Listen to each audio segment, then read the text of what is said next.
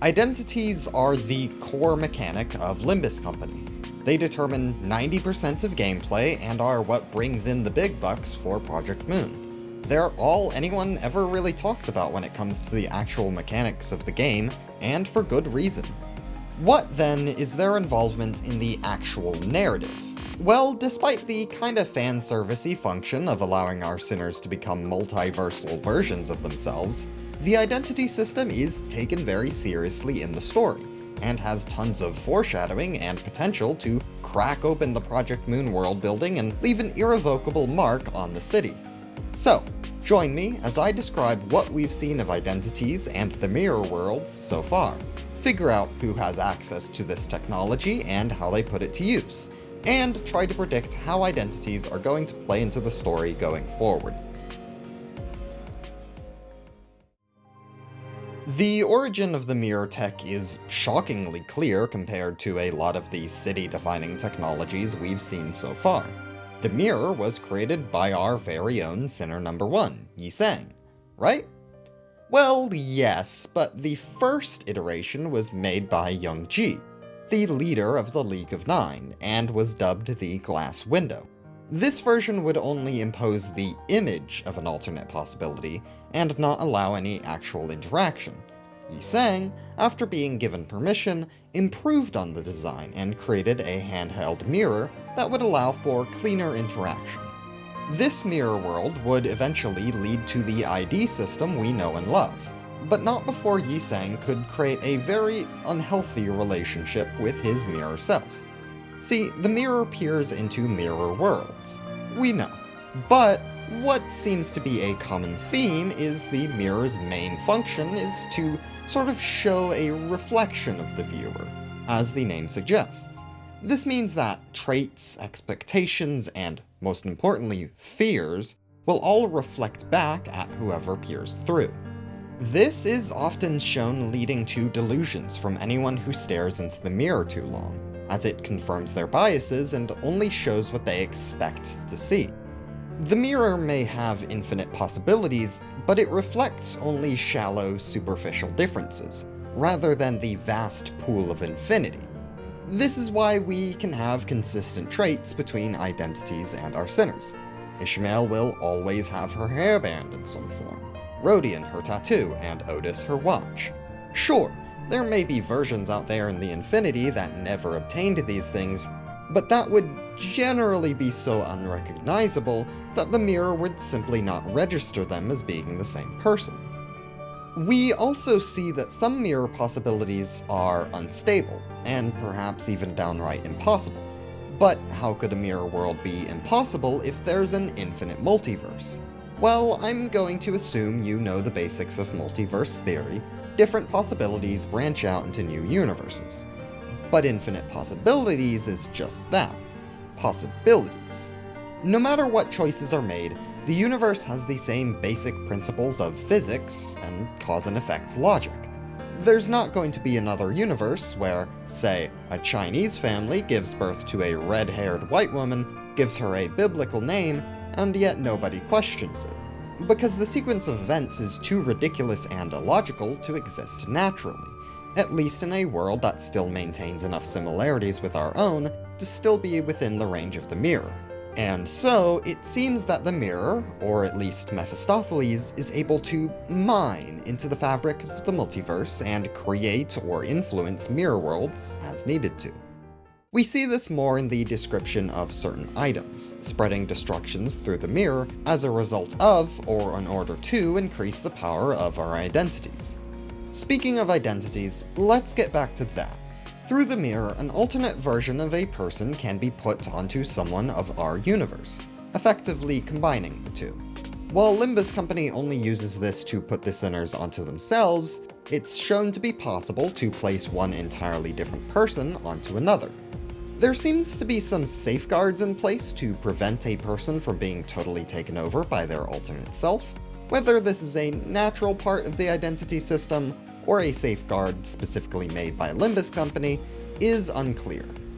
There's a lot of details surrounding how Dante and the sinners interact with their identities. For instance, the sinners are able to keep control of their alternate selves and avoid attacking Dante, but only have loose memories of exactly what happens during the time they have them equipped. Dante can also speak to the IDs independently through the PDA. The rest of Limbus Company only seems to interact with the mirror worlds through stuff like the takeoff modules and other resources given to the sinners for use in modifying the IDs. While it is implied that Limbus's plan greatly involves the mirror worlds, it doesn't seem like the company is interested in the use of IDs on a larger scale, as all we've seen so far is what has been given to the sinners. Speaking of resources, IDs rely on two things: levels and uptime. See, the power of an ID is hugely limited by who it's applied to. In Leviathan, we'd see Garnet take on a Black Silence ID. But that version of him notes that his body is far weaker than it would be in his own world. He can keep up with the Maestro for a bit, but ultimately struggles where our Goat Roland would normally prevail.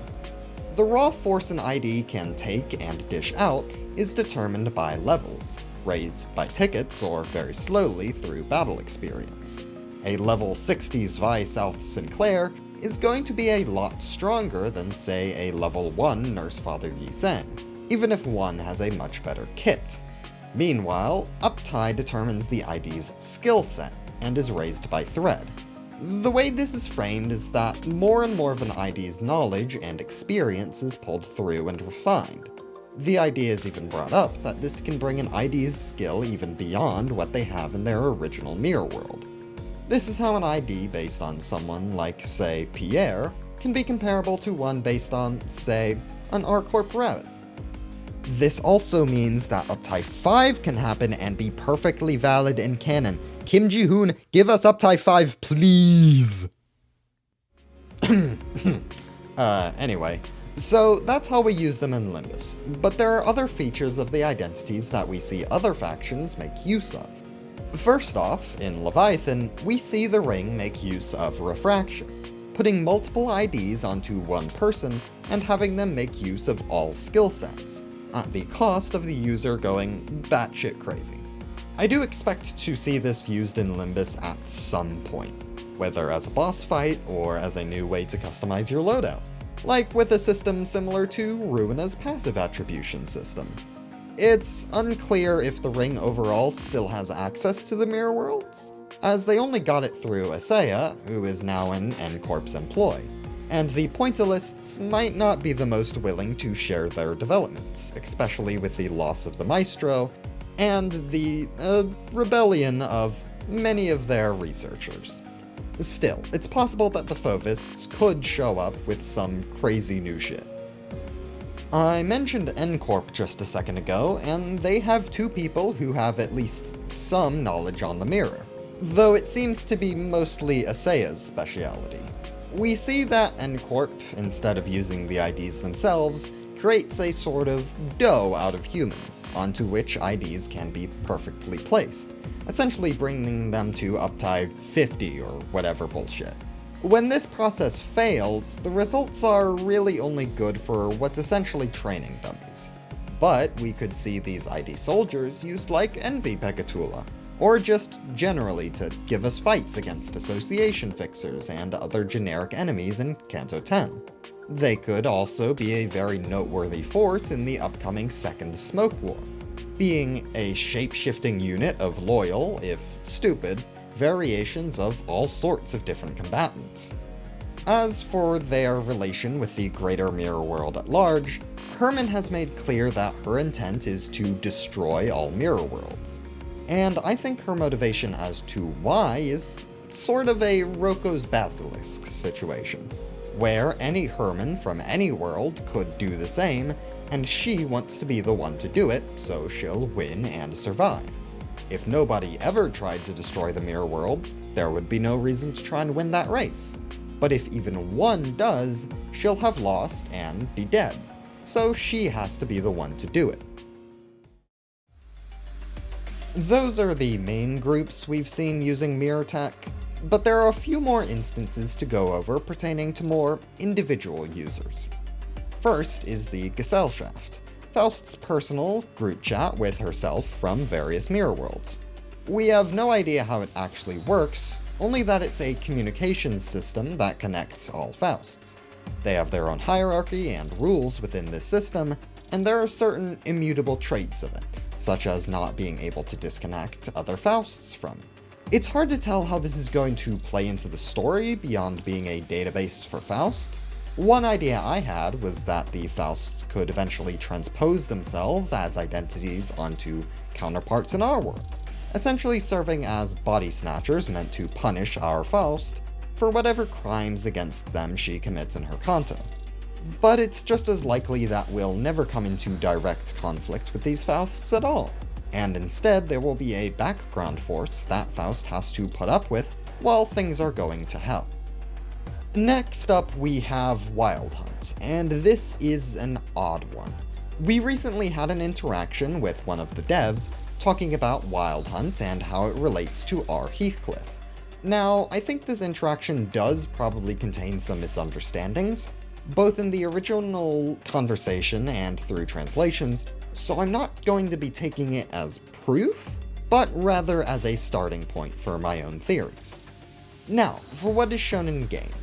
Earl King is placed onto Isabella Edgar by N-Corp after helping the two get into contact. He displays none of his Wild Hunt powers in this form, likely because of some sort of issue with compatibility and/or uptie, though it's also possible he's just hiding them.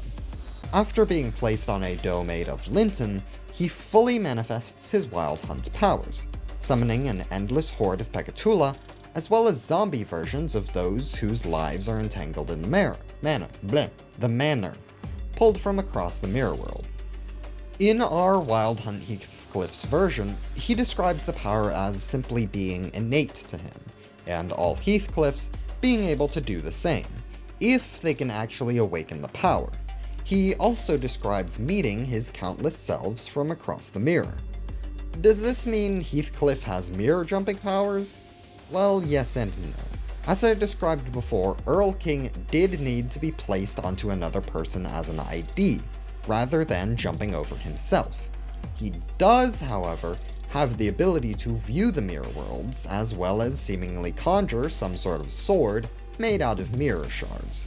Once he uses his power to make contact with someone, he can convince them to let him into their world so he can wreak havoc on that world's Heathcliff.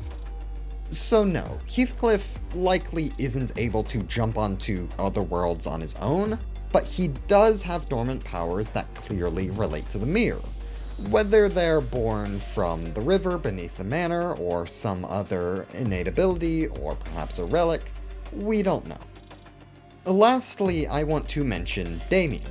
While he's never seen using mirror-related powers, he does comment on our use of them, calling the use of IDs stealing. He clearly doesn't like us getting involved in the mirror, and knows a lot that we don't about how our actions influence the wider multiverse. Okay, that about does it if you're here for what's confirmed, but I still have some theorizing to do. One theory I had early on while playing is that the mirror worlds aren't fully realized worlds, but merely constructed simulations of possibilities that never came to be. I fell out of this theory after Kanto 6, but it's still in the back of my mind even now. The mirror worlds have always been framed weirdly, being heavily influenced by our characters' perceptions and biases, and some things said by Song Yi and others give some bad vibes on whether they're actually real. That said, content we've seen since early Limbus seems to at least partially disprove this.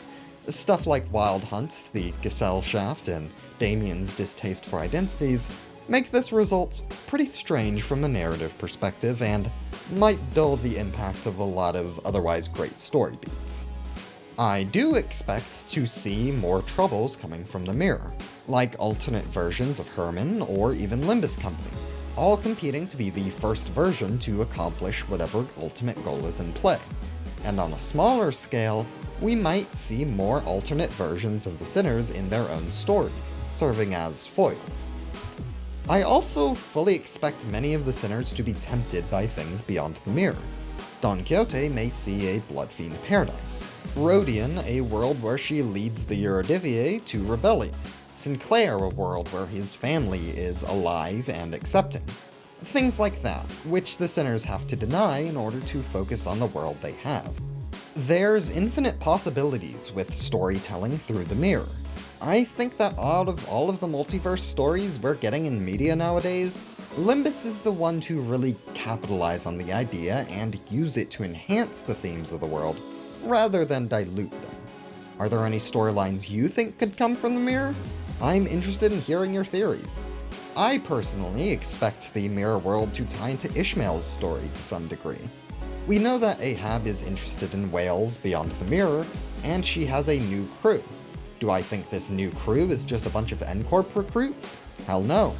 We know that N-Corp has access to the dough, so why not bring back the crew that Ahab already knows? Let's make Ishmael kill her girlfriend again, and again, and again, and again. That's all I've got for you today. Take care, and I'll see you in the future.